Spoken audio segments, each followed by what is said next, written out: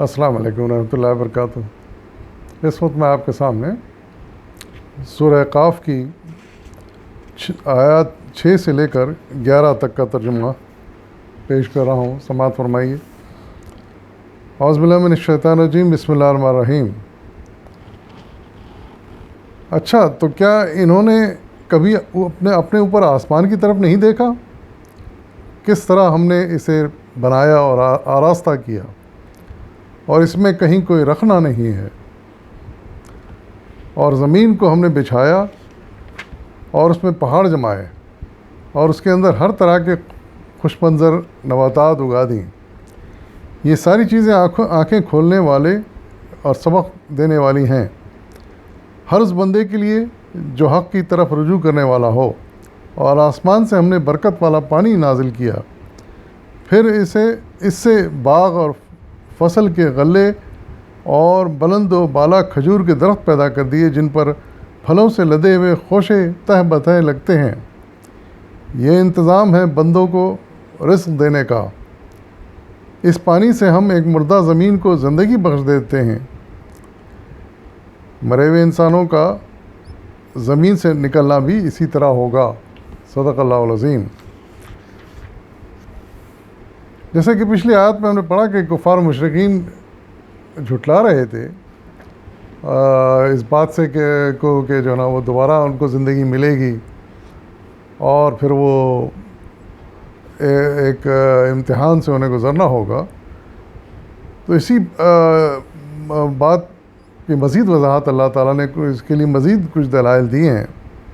پہلی بات تو یہ ارشاد فرمائی ہے کہ انسان جو اس بات پر یقین نہیں کرتا یا کوئی شک کرتا ہے، اسے چاہیے کہ آسمان کے اوپر دیکھیں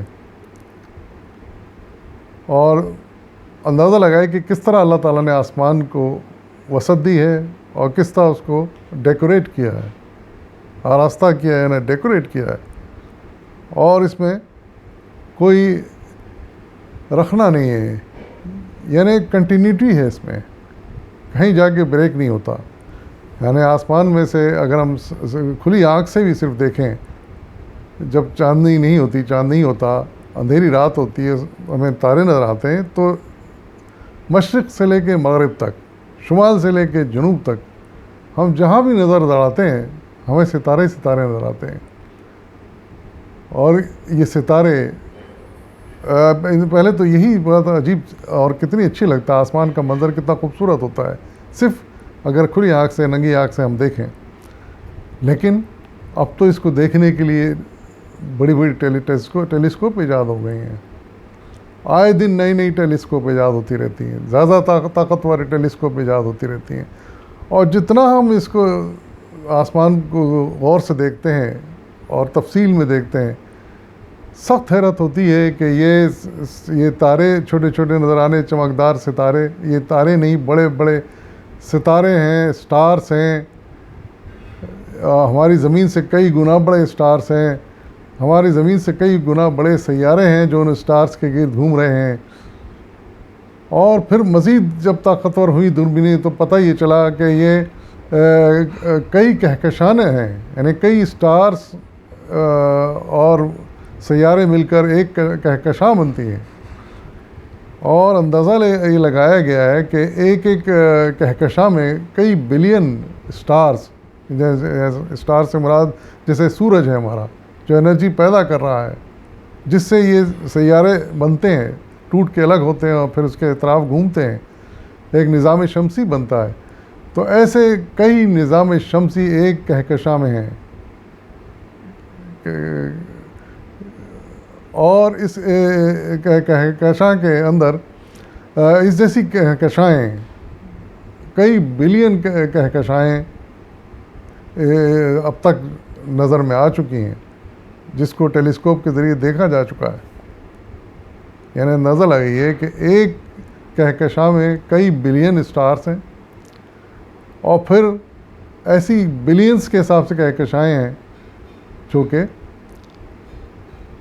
اب تک دیکھی گئی ہیں۔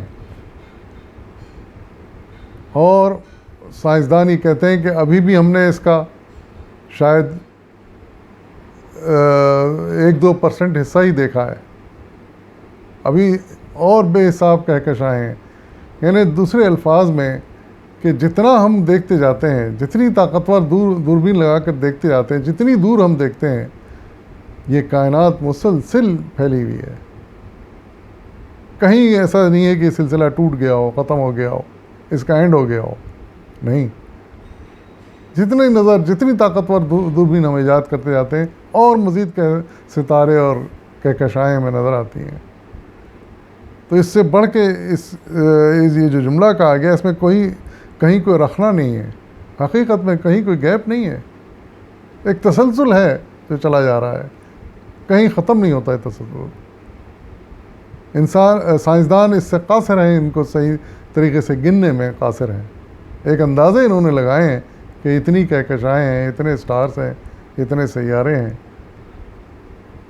لیکن ٹھیک حساب سائنسدان خود بھی نہیں بتا سکتے، اور یہ تسلیم کر چکے ہیں کہ ابھی بھی بہت کچھ باقی ہے دیکھنے کے لیے. تو بتائیے، اندازہ لگائیے کہ اتنی بڑی عظیم کائنات کو بنانے والا خالق حقیقی کتنا عظیم ہوگا. یہ تو حال آسمان کا ہے. اب زمین پہ اگر ہم آ جائیں تو زمین پہ کے بارے میں بھی اللہ تعالیٰ نے ارشاد فرمایا کہ زمین کو ہم نے بچھایا، یعنی اتنا اچھا بچھایا کہ انسانوں کے لیے اور جانداروں کے لیے نہایت فائدہ مند ہو گئی زمین. ہم اسی سے روزی حاصل کرتے ہیں، اسی پہ جیتے ہیں، اسی پہ مرتے ہیں. موسم اتنا اچھا ہے کہ ہم اس پہ زندگی ہماری پلتی پھولتی ہے. پھر طرح طرح کے جاندار بنائے، نہ صرف یہ، اس پہ پہاڑ بھی بنائے جو ہمیں بڑے خوبصورت لگتے ہیں، اور جن کے اور بھی کام ہیں. مثلا بارش کے لیے وہ پہاڑ بڑے فائدہ مند ہوتے ہیں. پھر ایک اور نعمت کا ذکر کیا کہ اس میں نباتات اگا دیں، یعنی گرینری، پیڑ پودے اگا دیے. سبحان اللہ، یہ اس دنیا کے حسن میں کس قدر اضافہ کرتے ہیں. آپ دیکھیے، چاہے وہ گھنے ہرے بھرے جنگل ہوں، چاہے وہ ہرے بھرے کھیت ہوں، ہرے بھرے باغ ہوں، لیکن نباتات اس دنیا کو کتنا خوبصورت بناتی ہیں. یہ پھل اور پھول، یہ ساری چیزیں اللہ تعالیٰ ارشاد فرما رہے ہیں کہ اگر آنکھیں کھول کے دیکھیں، ان کو سمجھنے کی کوشش کریں، تو سبق حاصل کرنے کے لیے بہت کافی ہیں. اللہ تعالیٰ کی خدائی کو سمجھنے کے لیے بڑے مددگار ہو سکتے ہیں. اور ہم ایمان لائے بغیر نہیں رہ سکتے. کون بیوقوف ہوگا، کون کم عقل ہوگا جو اتنی ساری چیزوں کو دیکھ کر بھی اللہ پر ایمان نہ لائے؟ بتائیے. کہنے اتنی چیزیں، اتنی بے شمار نعمتیں دیکھنے کے بعد تو بے اختیار دل چاہتا ہے کہ یہ تسلیم کیا جائے کہ واقعی ایک خالق ہے جس نے سب کچھ پیدا کیا ہے. پھر اوپر سے ارشاد فرمایا ہم نے آسمان سے برکت والا پانی نازل کیا.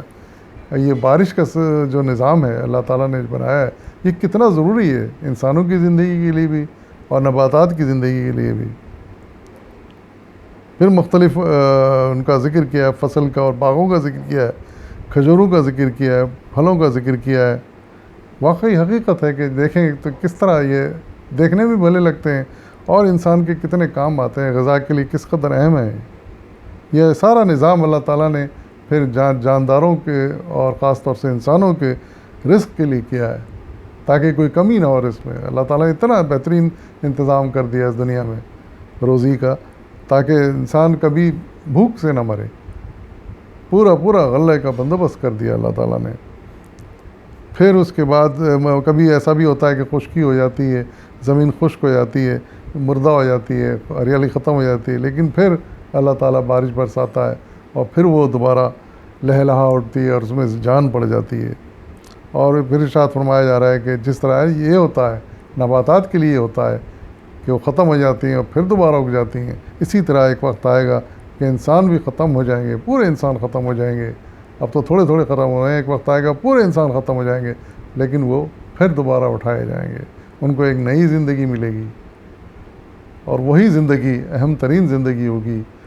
اسی زندگی میں سوال جواب ہوں گے پچھلی زندگی کے بارے میں، اور جو اس میں کامیاب ہو گیا اس کو جنت کی نعمتیں ملیں گی، اور جو ناکام ہو گیا پھر اس کو جہنم کی گھاٹیاں ملیں گی جس میں وہ بھگتے گا. اللہ تعالیٰ ہم سب کو اس سے محفوظ رکھے جہنم کے عذاب سے. وآخر دعوانا والحمد للہ رب العالمین.